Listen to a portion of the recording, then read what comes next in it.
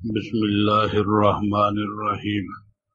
سامعین گرامی قدر، آج ہم ان سوالات کے جواب دیں گے کہ رمضان میں عورتوں کے مخصوص ایام کے مسائل کیا ہیں، مجبوری کے ایام میں عورت کو روزہ رکھنا جائز ہے یا نہیں۔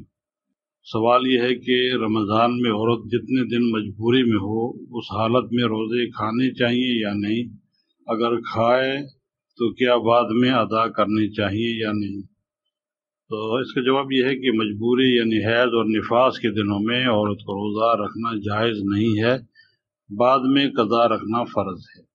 پھر سوال ہے کہ رمضان شریف میں بعض خواتین دوائیاں وغیرہ کھا کر اپنے ایام کو روک لیتی ہیں، اس طرح رمضان شریف کے پورے روزے رکھ لیتی ہیں اور فخریہ بتاتی ہیں کہ ہم نے تو رمضان کے پورے روزے رکھے، کیا ایسا کرنا شرم جائز ہے؟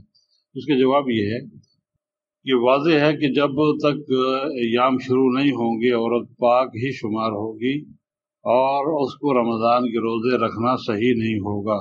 رہا یہ کہ روکنا صحیح ہے یا نہیں، تو شرعاً روکنے پر کوئی پابندی نہیں ہے، مگر شرط یہ ہے کہ اگر یہ فعل عورت کی صحت کے لیے مضر ہو تو جائز نہیں ہے۔ پھر سوال یہ ہے کہ ماہ رمضان میں روزے رکھنے کے بعد اگر دن میں کسی وقت ایام شروع ہو جائیں تو کیا اسی وقت روزہ کھول لینا چاہیے یا نہیں؟